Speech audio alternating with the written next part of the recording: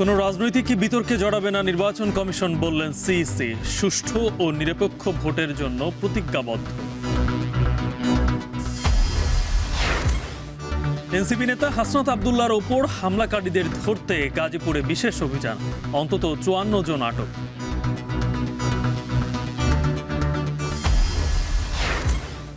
শাপলা চত্বরে নিহত ৯৩ জনের পরিচয় প্রকাশ করল হেফাজত। বিচারের দাবিতে বিভিন্ন স্থানে বিক্ষোভ, মানববন্ধন। সাতক্ষীরায় গোবিন্দ ও গোপালভোগ সহ স্থানীয় জাতের আম পাড়া শুরু। ১৫ দিন পর বাজারে আসবে চাঁপাইনবাবগঞ্জের আম।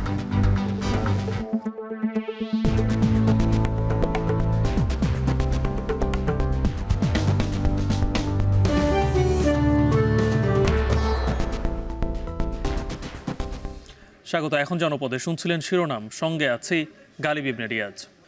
কোনো রাজনৈতিক বিতর্কে জড়াবে না নির্বাচন কমিশন। সকালে ময়মনসিংহে নির্বাচন কমিশনের কার্যালয়ে এক অনুষ্ঠানে এমন মন্তব্য করেন প্রধান নির্বাচন কমিশনার এএমএম নাসির উদ্দিন। জানান, একটি সুষ্ঠু, নিরপেক্ষ ও সুন্দর নির্বাচন করতে কমিশন প্রতিজ্ঞাবদ্ধ। দিনের ভোট রাতে হওয়ার আর কোনো সুযোগ নেই। ইসি সম্পূর্ণরূপে নিরপেক্ষ একটা প্রতিষ্ঠান এখন, এবং নিরপেক্ষ আছে, নিরপেক্ষ থাকবে, সেই নিশ্চয়তা আমি জাতিকে দিতে পারি আপনাদের মাধ্যমে। এখানে কোনো ধরনের কোনো প্রভাব, কোনো ধরনের কোনো চাপের কাছে আমরা মাথা নোয়াবো না ইনশাল্লাহ। আমরা সম্পূর্ণ একটা নিরপেক্ষ এবং বিশ্বাসযোগ্য, গ্রহণযোগ্য নির্বাচন অনুষ্ঠানের জন্য আমরা প্রতিজ্ঞাবদ্ধ এবং সেই লক্ষ্যে আমরা কাজ করে যাচ্ছি। গাজীপুরে এনসিপির দক্ষিণাঞ্চলের মুখ্য সংগঠক হাসনাত আবদুল্লাহর গাড়িতে হামলার ঘটনায় ৫৪ জনকে আটক করেছে গাজীপুর মেট্রোপলিটন পুলিশ। রোববার রাত থেকে অভিযান চালিয়ে তাদের আটক করা হয়েছে। পুলিশ জানায়, হামলার পরেই পুলিশের ঊর্ধ্বতন কর্মকর্তারা ঘটনাস্থলে উপস্থিত হয়ে অভিযানের নির্দেশ দেন। সেই অনুযায়ী শহরের বিভিন্ন জায়গায় অভিযান চালিয়ে এখন পর্যন্ত ৭০ জনকে আটক করা হয়েছে। আটককৃতদের মধ্যে যুবলীগ নেতা মোহাম্মদ নিজাম উদ্দিন, মাসুম আহমেদ দীপু সহ আরও অনেকেই রয়েছেন। বাকি হামলাকারীদের চিহ্নিত ও গ্রেপ্তারে অভিযান অব্যাহত রয়েছে। তবে এই ঘটনায় এখন পর্যন্ত কোনো মামলা হয়নি।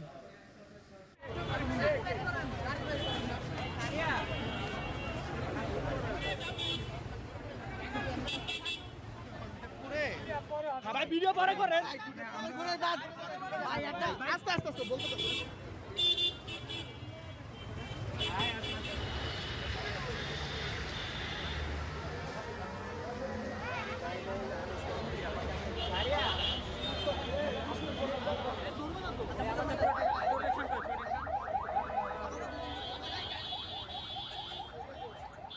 শাপলা চত্বরে অনুষ্ঠিত হেফাজতে ইসলামের সমাবেশে নিহতদের মধ্যে ৯৩ জনের নাম পরিচয় প্রকাশ করেছে হেফাজতে ইসলাম। সংগঠনটি জানিয়েছে, এটি একটি প্রাথমিক খসড়া তালিকা। যাচাই বাছাই শেষে এই সংখ্যা আরও বাড়তে পারে। হেফাজতের জনসংযোগ বিভাগ গণমাধ্যমকে বিষয়টি নিশ্চিত করে জানায়, প্রকাশিত তালিকাটি প্রাথমিক, তথ্য যাচাই ও অনুসন্ধান চলছে। চূড়ান্ত করতে আরও সময় লাগবে। উল্লেখ্য, ব্লগারদের বিরুদ্ধে ইসলাম ধর্ম অবমাননা এবং নারী নীতির বিরোধিতা সহ ১৩ দফা দাবিতে ২০১৩ সালের ৫ মে ঢাকার শাপলা চত্বরে অবস্থান নেয় হেফাজতে ইসলাম। সেদিন হাজার হাজার কওমি আলেম, ছাত্র ও সাধারণ মুসল্লি মহাসমাবেশে অংশ নেন। গভীর রাতে আইন শৃঙ্খলা বাহিনী অভিযান চালিয়ে তাদের সরিয়ে দেয়। অভিযানে ব্যাপক গুলি, সাউন্ড গ্রেনেড ও টিয়ার শেলের ব্যবহার হয়। এতে অসংখ্য মানুষ নিহত হন, যার মধ্যে ৯৩ জনের নাম এবার প্রকাশ করা হয়েছে।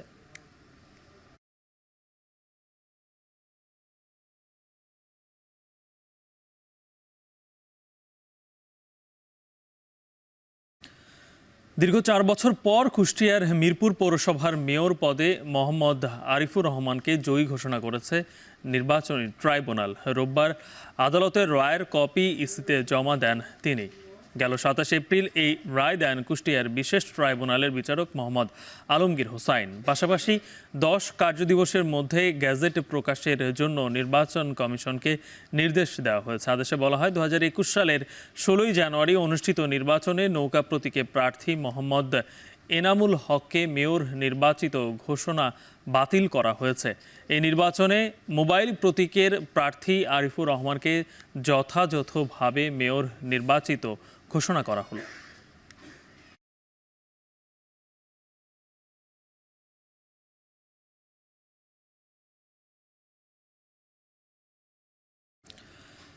কালো ধোঁয়া, ধুলোবালি আর বিষাক্ত পরিবেশে বিপর্যয়ে হবিগঞ্জের কয়েকটি উপজেলা।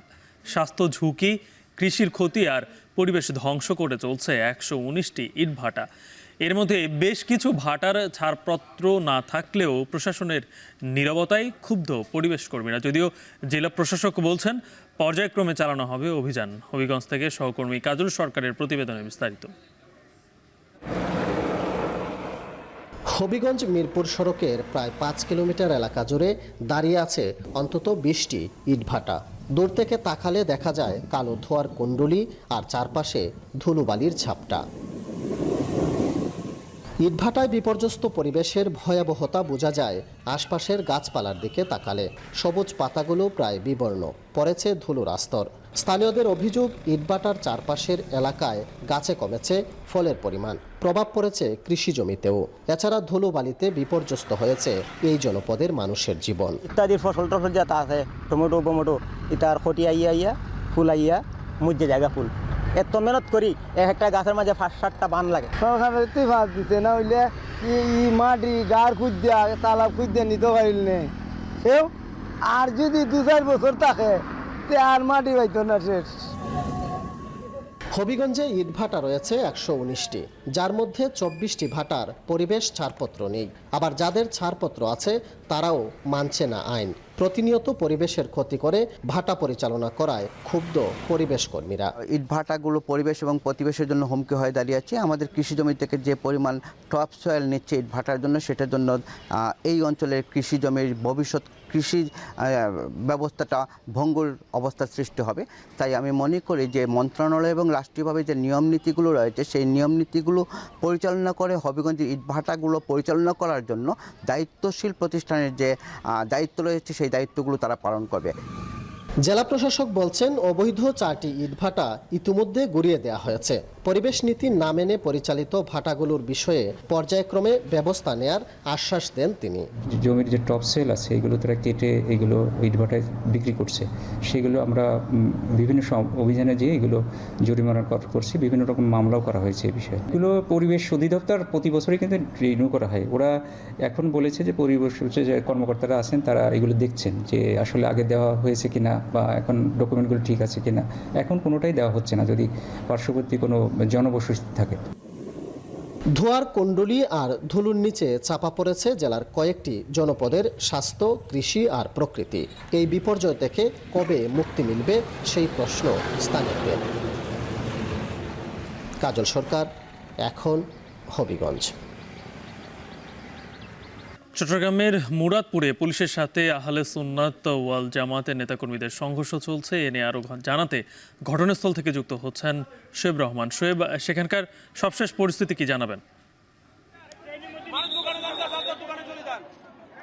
গালিব, পূর্ব নির্ধারিত কর্মসূচি ছিল সকাল 9টা থেকে তারা মহাসড়ক অবরোধ করবেন এবং যেহেতু এসএসসি পরীক্ষা চলছে সেই ক্ষেত্রে তারা তাদের কর্মসূচি কিছুটা পিছিয়ে 10:30টার পর থেকে শুরু করেন এবং চট্টগ্রাম মহানগরীতে বিভিন্ন জায়গাতে তারা ব্লকেট তৈরি করেন। তার মধ্যে একটি স্পট মুরাদপুর, এবং সেই মুরাদপুরে যখন তারা ব্লক করেন তখন সেই মুহূর্তে আইনশৃঙ্খলা বাহিনীর সদস্যরা তাদেরকে সড়ক ছেড়ে দেওয়ার অনুরোধ করেন, কিন্তু তারা কিন্তু সেই অনুরোধ রাখেননি এবং সেই অনুরোধ না রাখার পরবর্তীতে যেটি হয়েছে যে আইনশৃঙ্খলা বাহিনী মূলত অ্যাকশনে যায় এবং এরপরে কিন্তু আইনশৃঙ্খলা বাহিনীর সাথে আহলে সুন্নাত ওয়াল জামাতের যারা কর্মীর সমর্থকরা রয়েছেন তারা সংঘর্ষে জড়িয়ে পড়ে এবং সংঘর্ষের একটা পর্যায়ে তারা একে অপরকে ইট পাটকেল নিক্ষেপ করতে শুরু করেন এবং লাঠিসোঁটা নিয়ে কিন্তু উভয় পক্ষই সংঘর্ষে জড়ান এবং সেখানে পুলিশের পক্ষ থেকে টিয়ার গ্যাস ছেড়ে তাদেরকে ছত্রভঙ্গ করে দেওয়ার চেষ্টা করা হয় এবং কিছুক্ষণ পরে কিন্তু সেনাবাহিনীও ঘটনাস্থলে মোতায়েন হয় এবং এরপরে সেনাবাহিনী এবং পুলিশ যৌথভাবেই কিন্তু যারা আন্দোলনকারী ছিলেন তাদেরকে ছত্রভঙ্গ করে দেওয়ার চেষ্টা করছেন এবং এখন পর্যন্ত আমরা দেখেছি যে মুরাদপুর মোড় থেকে 200 থেকে 300 গজ উত্তরে যে রেল ক্রসিংটি রয়েছে সেই রেল ক্রসিংয়ে ধাওয়া দিয়ে আন্দোলনকারীদেরকে নিয়ে আসা হয় এবং সেখানে এই মুহূর্তে একটি আমরা তেলবাহী ট্রেন দেখতে পাচ্ছি। সেই সেই ট্রেনটিকেও কিন্তু আটকে দেওয়া হয়েছে এবং সেনাবাহিনী সহ পুলিশ সদস্যরা তারা অ্যাকশনে আছেন এবং তারা কিন্তু এরই মধ্যে বেশ কয়েকজনকে ঘটনাস্থল থেকে আটক করেছেন এবং এখানে আন্দোলনকারীরা মূলত রেল লাইনে অবস্থান নিয়েছেন এবং রেল লাইনে অবস্থান নেওয়ার কারণে কিন্তু রেল লাইনে যে পাথর রয়েছে সেই পাথর দিয়ে কিন্তু তারা আইনশৃঙ্খলা বাহিনীর দিকে নিক্ষেপ করছেন এবং যে কারণে কিন্তু আইনশৃঙ্খলা বাহিনীর পক্ষেও এগিয়ে যাওয়া কিছুটা কষ্টসাধ্য হচ্ছে এবং এই মুহূর্তে ট্রেনটিও কিন্তু তারা আটকে দিয়েছেন। ট্রেন আটকে পড়েছে এবং আইনশৃঙ্খলা বাহিনী রেল লাইন পরিষ্কার করার জন্য বা ট্রেন চলাচলটি স্বাভাবিক করার জন্য এগিয়ে যাচ্ছেন আমরা দেখতে পাচ্ছি, আমরাও তাদের সাথে আছি। মূলত পূর্ব নির্ধারিত যে কর্মসূচি মাওলানা রইসউদ্দিন হত্যাকাণ্ডের প্রতিবাদে কিন্তু আজকে আহলে সুন্নাত ওয়াল জামাত এই কর্মসূচিটি দিয়েছিল এবং সেই কর্মসূচিতে কিন্তু আসলে সকাল থেকে তারা অংশ নেন এবং শুরু থেকে কিন্তু আইনশৃঙ্খলা বাহিনী সতর্ক অবস্থানে ছিল এবং যখন সড়ক অবরোধ করে দেয় তখনই মূলত আসলে আইনশৃঙ্খলা বাহিনী তাদেরকে সড়ক ছেড়ে আন্দোলন করার অনুরোধ জানান, কিন্তু সেই অনুরোধে সাড়া নেওয়া দেওয়ার পরবর্তীতে কিন্তু আসলে সংঘর্ষের সূত্রপাত হয় এবং এই সংঘর্ষে বেশ কয়েকজন এখন পর্যন্ত আমরা দেখেছি আহত হয়েছেন, কয়েকজনকে আমরা রক্তাক্ত অবস্থা দেখেছি। এই মুহূর্তে আইনশৃঙ্খলা বাহিনী কিন্তু আবারও অ্যাকশনে যাচ্ছে। আমরা দেখতে পাচ্ছি এটিকে বলে মুরাদপুরের মোহাম্মদপুর এলাকা, সেইখানে আইনশৃঙ্খলা বাহিনী কিন্তু অ্যাকশনে যাচ্ছেন। আমরা দেখতে পাচ্ছি যে সেনাবাহিনীর সদস্যরা সহ আইনশৃঙ্খলা বাহিনীর সদস্যরা কিন্তু ধাওয়া করছেন আন্দোলনকারীদের এবং বিভিন্ন জায়গাতে অলিতে গলিতে আন্দোলনকারীরা কিন্তু অবস্থান নিয়েছেন এবং তাদের অবস্থান শনাক্ত এবং তাদেরকে ছত্রভঙ্গ করে দেওয়ার জন্য কিন্তু সেনাবাহিনীর সদস্যদেরকে দেখা যাচ্ছে। সেই সাথে পুলিশ সদস্যরা রয়েছেন, তারা কিন্তু ছত্রভঙ্গ করে দিচ্ছেন এবং বেশ কয়েকজনকে আমরা দেখেছি বিভিন্ন অলিগলি থেকে কিন্তু আটক করা হয়েছে এবং টিয়ার গ্যাস নিক্ষেপ করা হয়েছে। টিয়ার গ্যাস নিক্ষেপ করে তাদেরকে ছত্রভঙ্গ করে দেওয়ার চেষ্টা করা হলে তারা বিভিন্ন অলিগলিতে ঢুকে পড়েন। এটি মূলত মুরাদপুরের যে মোহাম্মদপুর রয়েছে সেই মোহাম্মদপুরের একটি আবাসিক গলি, সেই গলিতে সেনাবাহিনীর সদস্যরা ঢুকেছেন এবং ঢুকে তারা বিভিন্ন গলিতে আন্দোলনকারীরা আছেন কিনা সেটি খুঁজে দেখার চেষ্টা করছেন এবং তাদেরকে ছত্রভঙ্গ করে দেওয়ার চেষ্টা করছেন।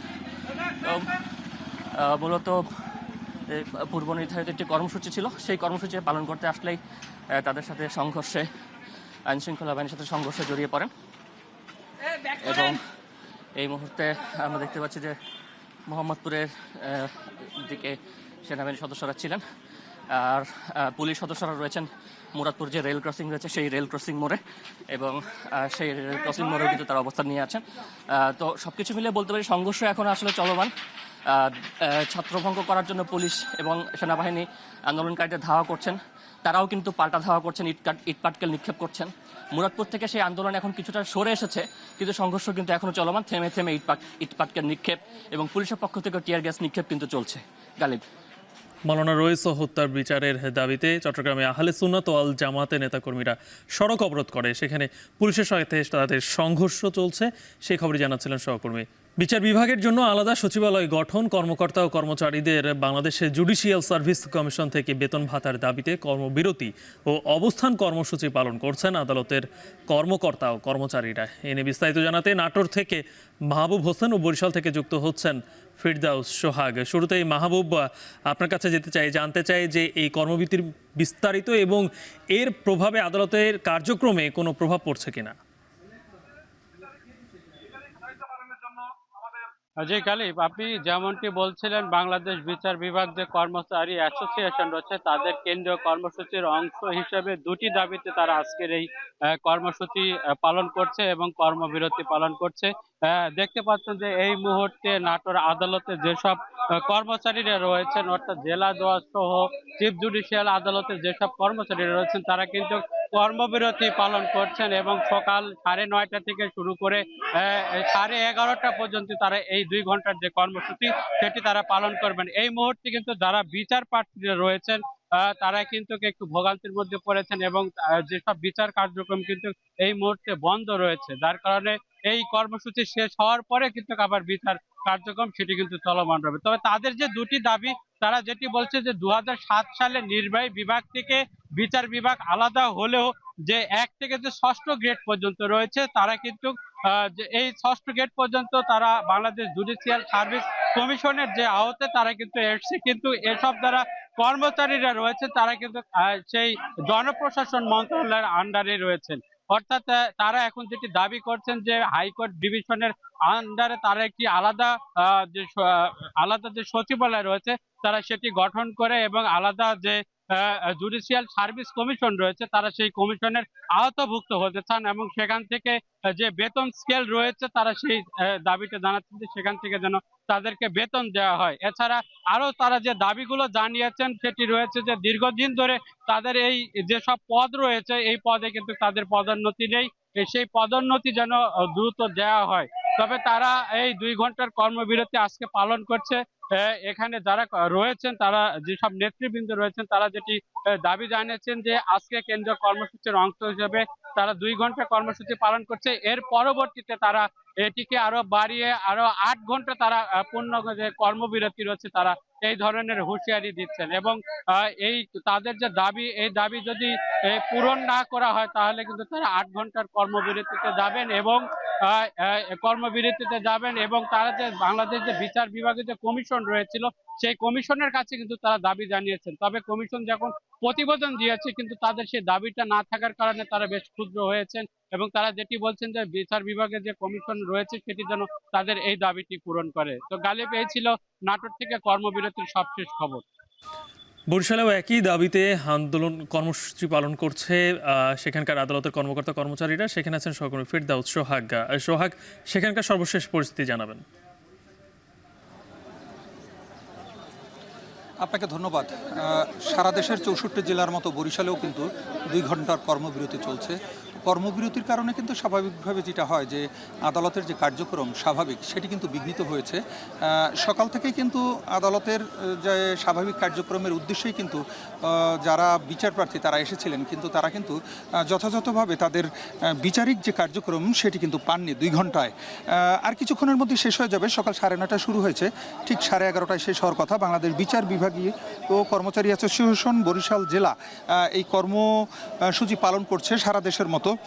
কি কারণে তা সেটি একটু যদি দর্শকদের উদ্দেশ্যে বলি যে বিচার বিভাগের জন্য সুপ্রিম কোর্টের অধীনে পৃথক সচিবালয় করা, তো অধস্তন আদালত এবং ট্রাইব্যুনালের সহায়ক কর্মকর্তা কর্মচারীগণকে বিচার বিভাগের সহায়ক কর্মকর্তা কর্মচারী হিসেবে বাংলাদেশ জুডিশিয়াল সার্ভিস বেতন স্কেলের আলোকে বেতন ভাতা প্রদান করতে হবে।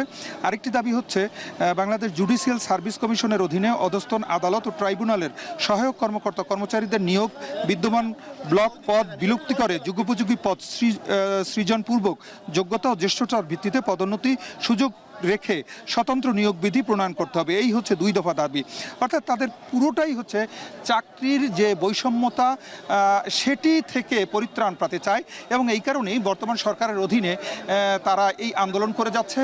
সকাল থেকে শুরু হওয়া এই আন্দোলন এখন পর্যন্ত চলছে, আর কিছুক্ষণ সময়ের মধ্যেই শেষ হয়ে যাবে। আমরা কথা বলেছিলাম এখানকার যিনি সভাপতি এবং সাধারণ সম্পাদক রয়েছেন তিনি কিন্তু আমাদেরকে জানিয়েছেন যে তাদের এই আন্দোলনটি হচ্ছে সুশৃঙ্খল আন্দোলন, মানববন্ধনের মাধ্যমে এবং কর্মবিরতির মাধ্যমে তারা এই দাবিটি জানিয়ে যাচ্ছেন।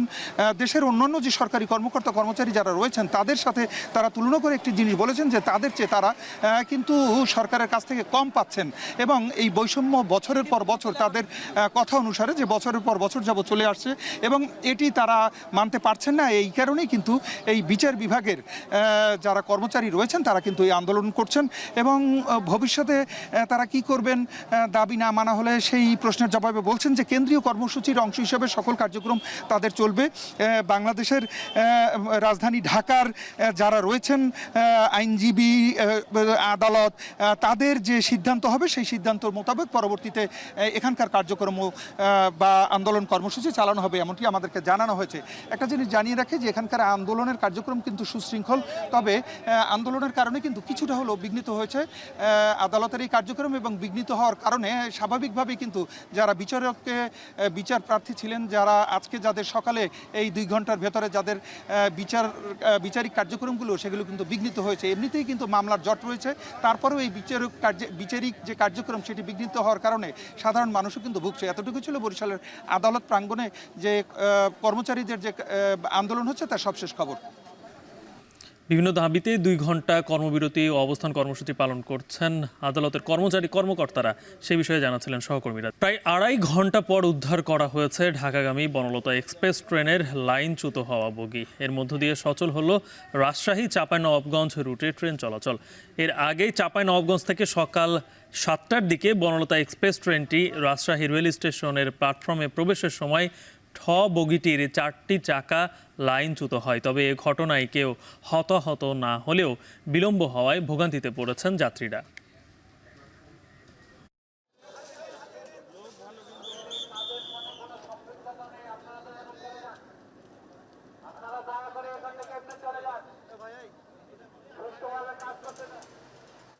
দীর্ঘ প্রায় 9 বছর পর চট্টগ্রাম বিশ্ববিদ্যালয়ে অনুষ্ঠিত হতে যাচ্ছে 5ম সমাবর্তন অনুষ্ঠান। এতে 23,000 প্রাক্তন শিক্ষার্থী সহ প্রায় 30,000 মানুষের মিলন মেলায় মুখর হয়ে উঠবে ক্যাম্পাস। বর্ণিল উৎসবে একদিনে বিশ্ববিদ্যালয় খরচ করবে 13 কোটি টাকা। সমাবর্তনে প্রধান বক্তা হিসেবে উপস্থিত থাকবেন প্রধান উপদেষ্টা ডক্টর মোহাম্মদ ইউনূস। এদিন তাকে সম্মানসূচক ডি.লিট ডিগ্রিতে ভূষিত করবে বিশ্ববিদ্যালয়। আরও জানাচ্ছেন শোয়েব রহমান। বেগুনি আর লাল আভায় ঢাকা পড়েছে প্রায় 2,500 একরের ক্যাম্পাস। পথিকের চোখ আটকায়, জারুল থোকায়। কৃষ্ণচূড়া, রাধাচূড়া, সোনালুর সৌন্দর্য তৈরি করেছে ভিন্ন মায়া। প্রাক্তন শিক্ষার্থীদের স্মৃতিতে অম্লান চট্টগ্রাম বিশ্ববিদ্যালয় ক্যাম্পাস এখন স্বপ্নীল রূপ নিয়েছে। 14 মে সেই ক্যাম্পাসে আবারও ফেরার উপলক্ষ হয়ে আসছে 5ম সমাবর্তন। ক্যাম্পাসের আনাচে কানাচে এখন বর্ণিল এ সমাবর্তনের প্রস্তুতির ছাপ। দীর্ঘ প্রায় 9 বছর পর হওয়া এ সমাবর্তনে অংশ নেবেন 23,000 শিক্ষার্থী। সব মিলিয়ে 30,000 মানুষের সমাগম হবে।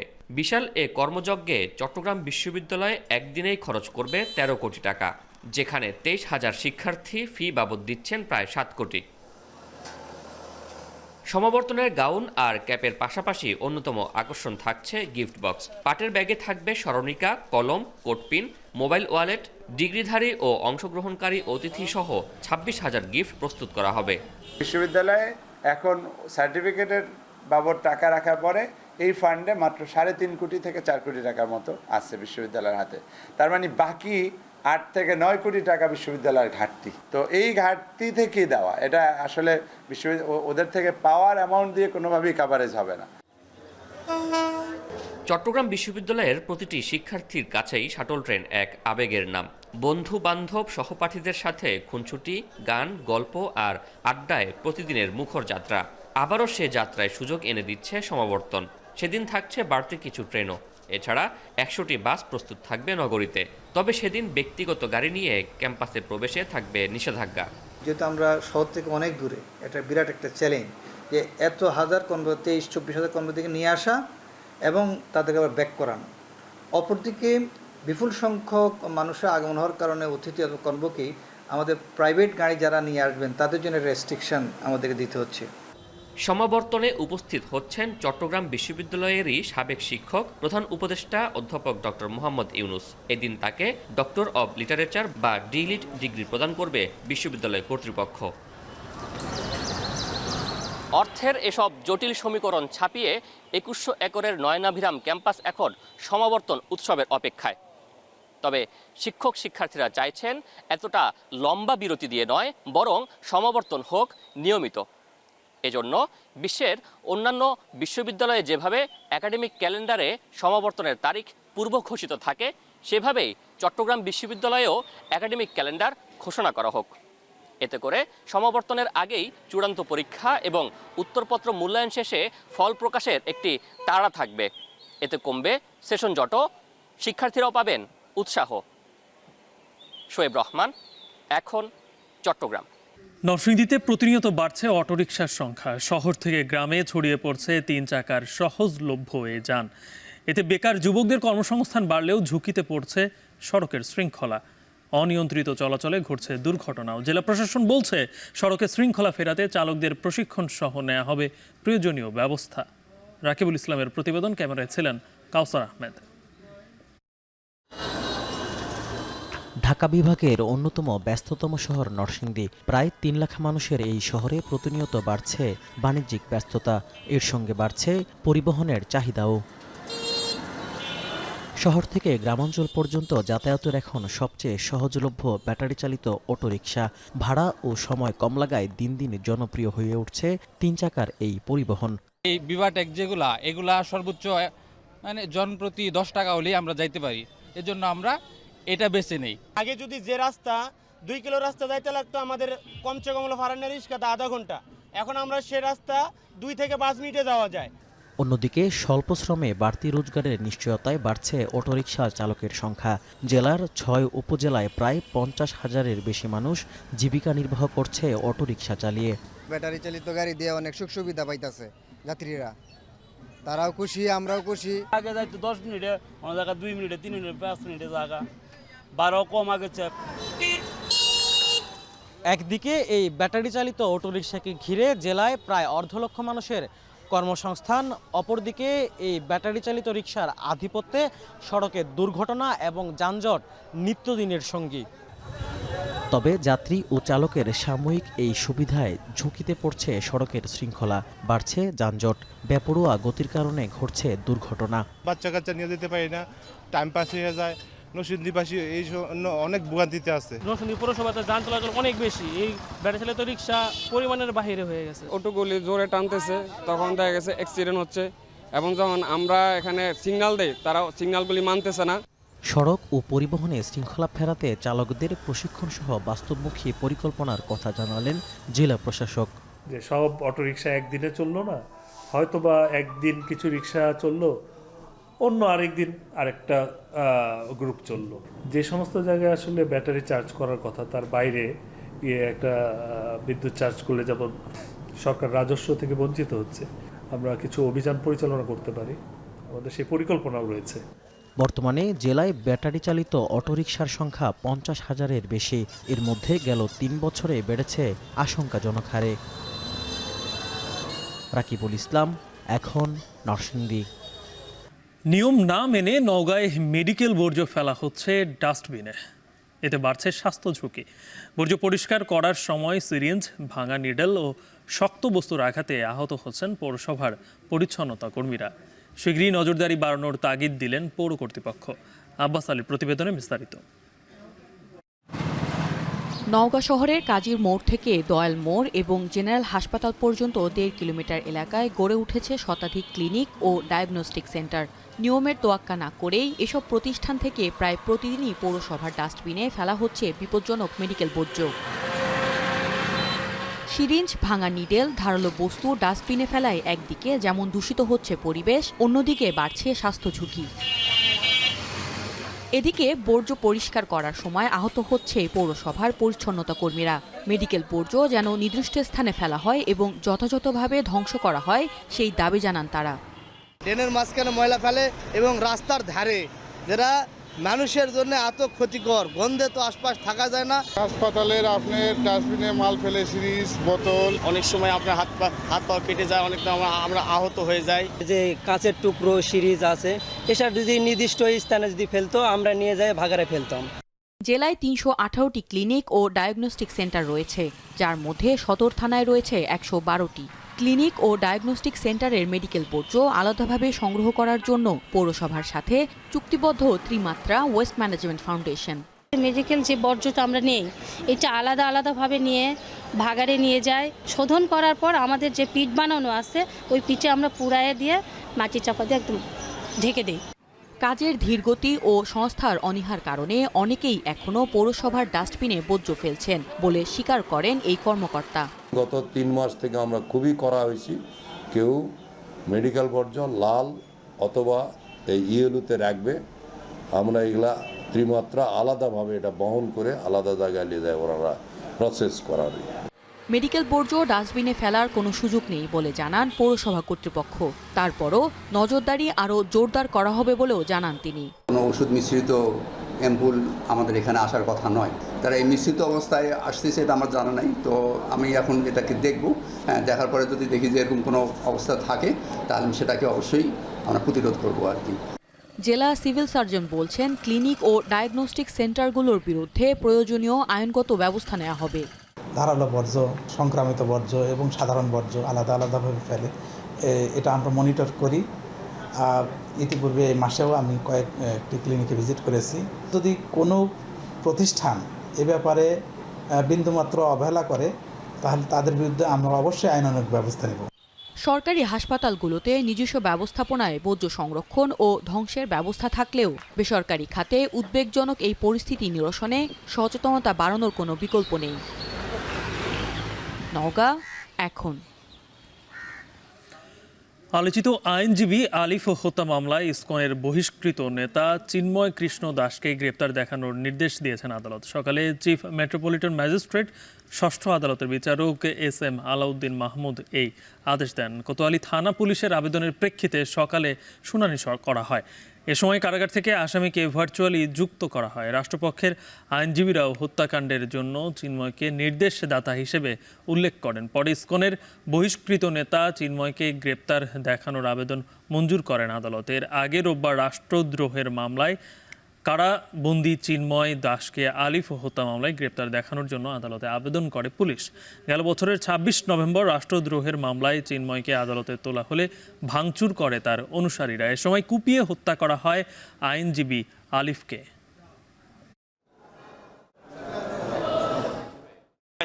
সাইফুল ইসলাম আলিফ হত্যা হয় এবং এই হত্যা মামলা তার সম্পৃক্ততার প্রমাণ পাওয়া যাচ্ছে তদন্তে। এই মর্মে উল্লেখ করে তাকে এই মামলা গ্রেপ্তার যখন আবেদন করলে আদালত এই আবেদন মঞ্জুর করে। হত্যা মামলায় পুলিশ দীর্ঘদিন তদন্ত সাপেক্ষে এই আসামির চিন্ময়ের নাম শনাক্ত করা হয়েছে বিদায় আজকে চিন্ময়কে এই মামলায় গ্রেপ্তার দেখানোর জন্য বিজ্ঞ আদালতে নিয়ে আসছে। বিজ্ঞ আদালত উভয় পক্ষের আমাদের বক্তব্য শুনে চিন্ময়কে ৪৬ মামলায় গ্রেপ্তার দেখানো হয়েছে। সাতক্ষীরায় আনুষ্ঠানিকভাবে শুরু হয়েছে আমপাড়া। প্রথম দফায় পাড়া হচ্ছে গোবিন্দভোগ, গোপালভোগ সহ স্থানীয় জাতের আম। এ নিয়ে আরও বিস্তারিত জানাতে শহরের বাগানবাড়ি থেকে যুক্ত হচ্ছেন হাসান রাজীব। এবার আম উৎপাদনের লক্ষ্যমাত্রা কত, আর পরবর্তী ধাপে কোন কোন জাতের আম পাড়া হবে?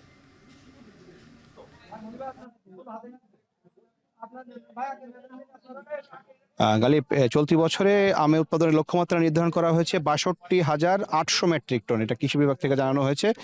এবার প্রথম ধাপে কিন্তু গোবিন্দভোগ এবং গোপালভোগ জাতের আম এখন পাড়া হচ্ছে। পরবর্তীতে ২০ মে থেকে হিমসাগর আম এবং পরবর্তী ২৭ মে থেকে ল্যাংড়া এবং সবশেষ ৫ জুন থেকে শেষ হবে, মানে আম পাড়ার মধ্য দিয়ে শেষ হবে, সেটা হচ্ছে আম্রপালি জাতের আম। তো এবার কিন্তু আমের উৎপাদন বেশ ভালো হয়েছে, ফলনও ভালো হয়েছে। ইতিমধ্যে সকাল থেকে যে সমস্ত চাষিরা আম নিয়ে বাজারে গিয়েছিলেন, বাজারে তারা ভালো দাম পাচ্ছেন বলে আমাদেরকে জানিয়েছেন। কিছুক্ষণ আগে সাতক্ষীরা ফিংড়ি এলাকায় জেলা প্রশাসক এই কার্যক্রমের আনুষ্ঠানিক উদ্বোধন করেছেন এবং সেখানে কিন্তু আজকে আনুষ্ঠানিকতার মধ্য দিয়ে এই আম সংগ্রহ কার্যক্রমের আনুষ্ঠানিকভাবে উদ্বোধনটি করা হলো। এবং এই যে কার্যক্রমের মধ্য দিয়ে কিন্তু বাজার থেকে সকালে আমরা যেটা জানতে পেরেছি, বাজারে আজকে প্রতিমন আম এখানে বিক্রি হচ্ছে ২০০০ থেকে ২৫০০ টাকা পর্যন্ত। এটি গোবিন্দভোগ এবং গোপালভোগ জাতের আম। এছাড়া অন্যান্য দেশীয় যে সমস্ত এখানকার স্থানীয় জাতের যে সমস্ত দেশি আম রয়েছে সেগুলো বিক্রি হচ্ছে ১৫০০ টাকা থেকে ২০০০ টাকার মধ্যে। তো সব মিলিয়ে এবছর আমের দাম মোটামুটি ভালো পাচ্ছেন এমনটি বলছেন চাষিরা, এবং উৎপাদন তাদের যে আশা ছিল সেই উৎপাদন আশানুরূপ উৎপাদন তারা করতে পেরেছেন। যদি প্রাকৃতিক কোনো দুর্যোগ না হয় সেক্ষেত্রে কিন্তু এবছর তারা আমে বেশ ভালো লাভ করতে পারবেন এমনটি আমাদেরকে বলছেন। এবং যদি এই যে প্রাকৃতিক দুর্যোগের আগে যদি তারা আমটি বাজারজাত করতে পারেন সেক্ষেত্রে তাদের আমের ন্যায্য মূল্যটি তারা পাবেন। একই সাথে বাজার ব্যবস্থাপনার ক্ষেত্রে তারা কিছু কথা বলছিলেন যে বাজার ব্যবস্থাপনায় তাদের কিছু জটিলতা রয়েছে। এখানে একটিমাত্র আমের বাজার, সেই একটিমাত্র আমের বাজারে আম বেচাকেনার ক্ষেত্রে তাদের কিছু সমস্যা হয়। তারা বলছিলেন যে এখানে যদি আরেকটি অস্থায়ী বাজার করা যায় আমের জন্য সেক্ষেত্রে কিন্তু এই আম চাষিরা উপকৃত হবে। একই সাথে আমের যে ন্যায্য মূল্য তারা নিশ্চিত করতে পারবেন।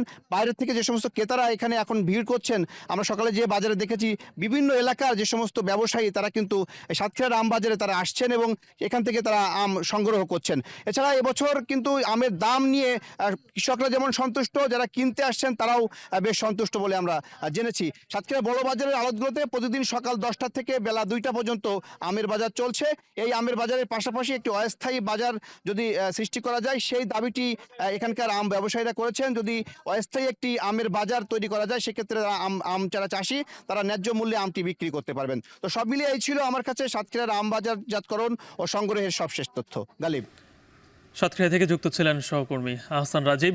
15 দিন পরেই বাজারে উঠবে চাঁপাইনবাবগঞ্জের আম, তাই শেষ সময়ের পরিচর্যায় ব্যস্ত সময় পার করছেন চাষিরা। এ নিয়ে বিস্তারিত জানাতে চাঁপাইনবাবগঞ্জের আম বাগান থেকে যুক্ত হচ্ছেন সোহান মাহমুদ। সোহান, এবার বাগানিরা কি পরিমাণের আমের চাষাবাদ করছেন, ফলন কেমন পাবেন বলে তারা আশা করছেন?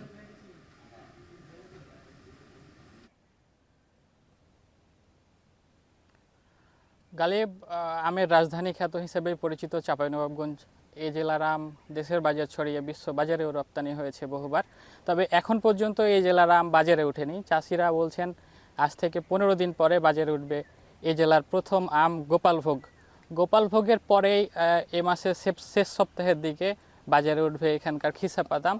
তারপরে পর্যায়ক্রমে লক্ষণভোগ এবং ফজলি আম সহ বিভিন্ন আম এখান থেকে বাজারে উঠাবেন চাষিরা বলছেন এবার আমের গাছে মুকুল এসেছিল 95% বেশি, কিন্তু সে পরিমাণে আসলে এবার ফলন হয়নি। এজন্য তারা কিছুটা দুশ্চিন্তাগ্রস্ত। আমরা এখন দাঁড়িয়ে আছি যে আম গাছটির নিচে, এটি খিসাপাট, যেটিকে সারা দেশের মানুষ হিমসাগর নামেই চেনেন। তবে এই আম বাগানগুলোতে এসে দেখলাম ফলন অনেকটাই কম হয়েছে। কিছু আমের এবার ফলন কম হলেও বিশেষ করে ফজলি এবং আশিনার ফলন মোটামুটি ভালোই হয়েছে চাষিরা বলছেন। আপনাকে জানিয়ে রাখি চাঁপাইনবাবগঞ্জে এবছর 3,86,000 মেট্রিক টন আম উৎপাদনের লক্ষ্যমাত্রা নির্ধারণ করেছে কৃষি বিভাগ, যা গত বছর উৎপাদন হয়েছিল 3,48,000 মেট্রিক টন। তো চাষিরা বলছেন যে এ মাসের শেষ সপ্তাহ থেকে এই চাঁপাইনবাবগঞ্জের আমগুলো বাজারে উঠবেন এবং এই আমগুলো সারা দেশে এবং দেশের বিভিন্ন জায়গাতে বিক্রি করবেন তারা।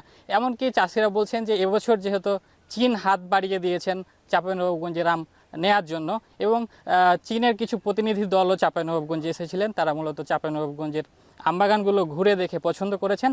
তারা 1,20,000 মেট্রিক টন আম কেনার কথা জানিয়েছেন চাষিদের। তো এই ছিল চাঁপাইনবাবগঞ্জ থেকে সর্বশেষ। গালিব, চাঁপাইনবাবগঞ্জ থেকে যুক্ত ছিলেন সহকর্মী সোহান মাহমুদ। শেষ করছে এখন জনপদের আয়োজন, যাবার আগে শিরোনামগুলো আরও একবার। কোনো রাজনৈতিক বিতর্কে জড়াবে না নির্বাচন কমিশন, বলেন সিইসি। সুষ্ঠু ও নিরপেক্ষ ভোটের জন্য প্রতিজ্ঞাবদ্ধ। আমরা সম্পূর্ণ একটা নিরপেক্ষ এবং বিশ্বাসযোগ্য গ্রহণযোগ্য নির্বাচন অনুষ্ঠানের জন্য আমরা প্রতিজ্ঞাবদ্ধ। এনসিপি নেতা হাসনাত আবদুল্লাহর ওপর হামলাকারীদের ধরতে গাজীপুরে বিশেষ অভিযান, অন্তত 54 জন আটক।